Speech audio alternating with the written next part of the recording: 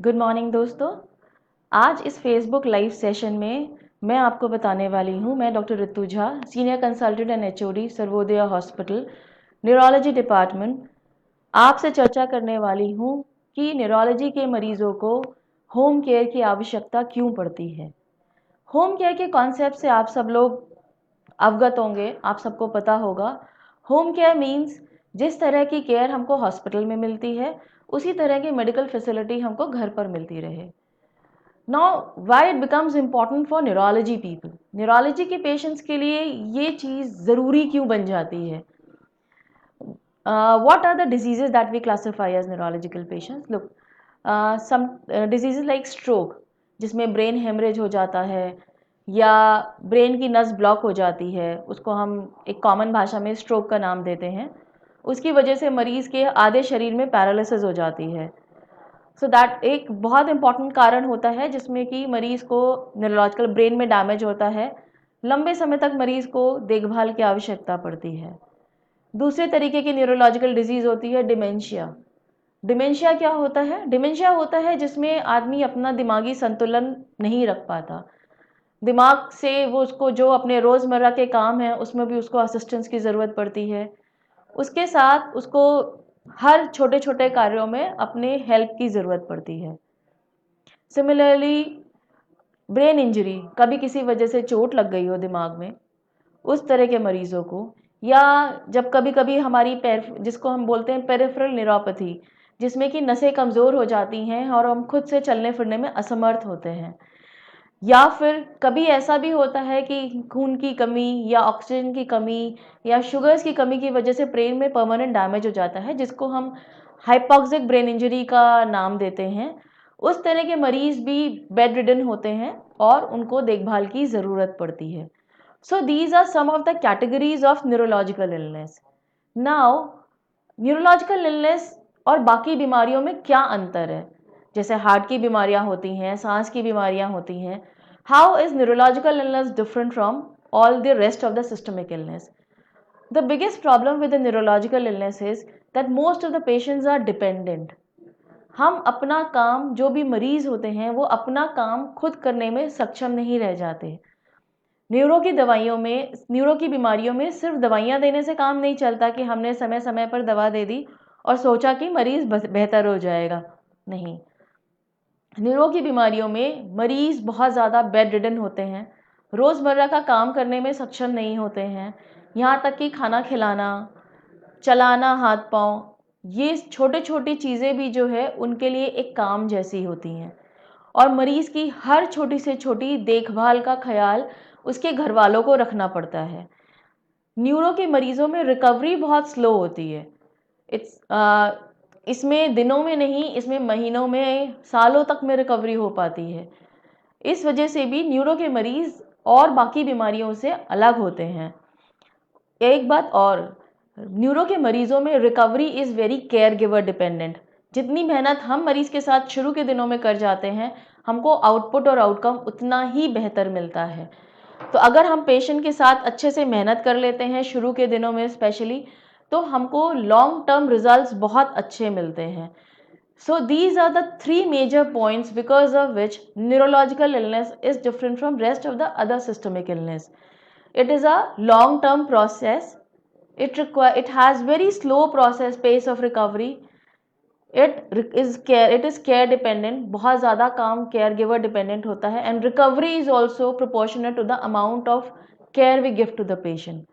So इन सारी बातों की वजह से with neurological illness home care becomes much more important. अब मैं दूसरे पहलुओं पे बात करना चाहूँगी होम केयर के।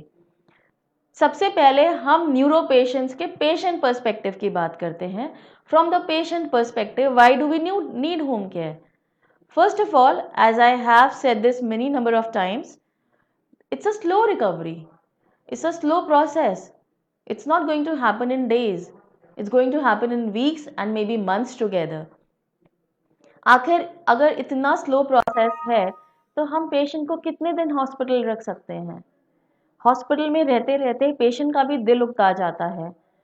दूसरी इंपॉर्टेंट बात, पेशेंट की मेंटल रिकवरी हमेशा घर पर बेहतर होती है। अगर हम अस्पताल में रहते हैं, आप इमेजिन करके देखो कि कोई अस्पताल की चार दीवारी एक कमरे के भीतर महीनों तक रह रहा है, तो क्या उसका मेंटल ब्रेकडाउन नहीं हो जाएगा? न्यूरो की बीमारियों के साथ साइकोलॉजिकल प्रॉब्लम्स ऐड हो जाएंगी।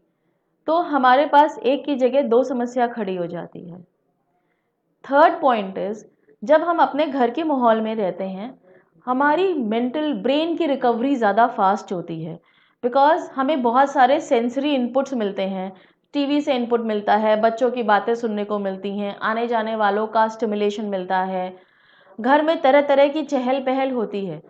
जितनी ज़्यादा सेंसरी इनपुट्स हम ब्रेन को देते हैं, हमें रिजल्ट्स उतने बेहतर मिलने के चांसेस होते हैं। ब्रेन में साइनेप्टिक कनेक्शंस उतने ज़्यादा बनने के चांस होते हैं, एंड इस तरह से एक ब्रेन की रिकवरी, ब्रेन की जो जन ग्रोथ होती है वो बेहतर हो पाती है। ब्रेन के जो काम करने की ग्रोथ होती है वो बेहतर हो पाती है। Then neuro patients are dependents. आप घर में चार काम करने वाले हैं या दो काम करने वाले हैं, आजकल न्यूक्लियर फैमिलीज होती हैं। किसी भी न्यूरोलॉजिकल इलनेस से सफरिंग पेशेंट को घर पे मैनेज करना बहुत मुश्किल होता है, बिकॉज आपको उसको ब्रश कराना, खाना खिलाना, वॉशरूम भी कई बार पकड़ के ले जाना, या हो सकता है कैथेटराइज हो पेशेंट तो बार बार यूरोबैग खाली करना। कई बार पेशेंट ऐसी अवस्था में भी होते हैं जिसमें सक्शन की ज़रूरत पड़ती है, फिजियोथेरेपी कराने की ज़रूरत पड़ती है। So a lot amount of care is needed, it's not just giving medicine to the patient. And that's why from patient perspective, home care is very extremely important. हमारे जो भी पेशेंट यहाँ से डिस्चार्ज होते हैं, उन सबको अग्रेसिव होम केयर की एडवाइस मिलती है कि आपको घर पे फिजियोथेरेपी करानी है, अगर मरीज़ बेड रिडन है करवट कराना है, मरीज़ को नली से खाना देना पड़ता है, जो कि पेशेंट की अटेंडेंस के लिए, जो कि नॉन मेडिकोज हैं, उनको बहुत मुश्किल काम लगता है। वो डरते हैं कि कहीं कुछ गड़बड़ ना हो जाए उनसे। पेशेंट कैथेटर्स पे होते हैं, एक कैथेटर वाले पेशेंट को कैसे करवट दिलानी है, कैसे उठाना है, कैसे बैठाना है, ये सारी जानकारी किसी भी लेमैन को नहीं होती, किसी भी नॉन मेडिको पर्सन को नहीं होती। सो इन सब चीज़ों को कैसे मैनेज करना है, इसके लिए एक home care becomes a must, it becomes a must. And physiotherapy होनी, physiotherapy is not a normal thing. Most of the neurological patients की जो भी डेफिसिट आ जाती है, it recovers only by physiotherapy. जो मेडिसिन हम देते हैं वो फ्यूचर प्रिवेंशंस के लिए होती हैं, बट जो डैमेज हो चुका है वो कैसे ठीक होगा, वो बहुत ज़्यादा एक्सरसाइज डिपेंडेंट होता है। So these are the points from the patient perspective. Now let's come to families perspective. एक पेशेंट को अस्पताल में रखना, महीनों अस्पताल में रखना, क्या किसी के भी फाइनेंशियली क्या वो वायबल है? चाहे कितना भी हमारा मेडिक्लेम हो, चाहे कोई भी फैसिलिटी हमारे पास अवेलेबल हो, but it's not financially viable to keep a patient for endless period in a hospital. Hospital के बिल्स बढ़ जाते हैं। ऐसे में अगर होम केयर हमको मिल जाती है तो फाइनेंस पे बहुत बड़ा रिलैक्सेशन होता है। जब फाइनेंस पे रिलैक्सेशन होता है तो हम अच्छी केयर बहुत लंबे समय तक कैरी ऑन कर सकते हैं। हॉस्पिटल में रख के फिजियोथेरेपी देना और घर में रख के फिजियोथेरेपी देने में कॉस्ट का बहुत अंतर आ जाता है।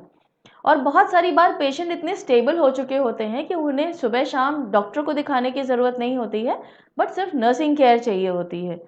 ऐसे केसेस में rather than keeping the patient in hospital, keeping the patient at home becomes much more financially viable. And believe me, आजकल बहुत तरह की फैसिलिटीज़ होम केयर में अवेलेबल हो गई हैं। Home care has come as a boon to us. आपको ventilators मिल जाते हैं, नर्सिंग स्टाफ मिल जाता है, फिजियोथेरेपिस्ट मिल जाता है। सो ऐसी कोई भी फैसिलिटी नहीं है which is available in the hospital, doctors round पे आ जाते हैं, which is available in the hospital and not available in your home. आपका दूसरा पहलू देखते हैं फैमिली के पॉइंट ऑफ व्यू से। Most of us are having nuclear families, शायद 2 मेंबर, 3 मेंबर, 4 मेंबर होते हैं। यंग जनरेशन वर्किंग होती है, तो ओल्डर पीपल को कौन देख पाएगा? क्या काम छोड़ के हम हमेशा बैठ सकते हैं? प्रैक्टिकल लाइफ में पॉसिबल नहीं है। अगर हमारे घर पर केयर होती है तो हम बहुत सारी चीज़ों को साथ में वर्किंग रख सकते हैं, मैनेज करना बहुत आसान हो जाता है। आप बच्चों को भी देख सकते हैं और साथ में बीमार मरीज़ को भी देख सकते हैं। तो बच्चों की ग्रोथ पर भी फ़र्क नहीं पड़ता और मरीज़ की देखभाल में भी फ़र्क नहीं पड़ता। It becomes manageable. अगर हम पेशेंट हॉस्पिटल में रखते हैं तो हॉस्पिटल की दौड़ भाग से हम इतना थक जाते हैं कि घर के कामों को नहीं देख सकते, और सर्विसेज को हम अपनी लाइफ लॉन्ग तो नहीं छोड़ सकते। अगर हम सर्विस नहीं करेंगे, हम जॉब्स नहीं करेंगे, हम बिजनेस रन नहीं करेंगे, तो लाइफ कैसे चलाएंगे? किसी एक के साथ लाइफ रुकती नहीं है। So to keep the life also going on and to keep the care also of the patient going on, we do need such kind of services.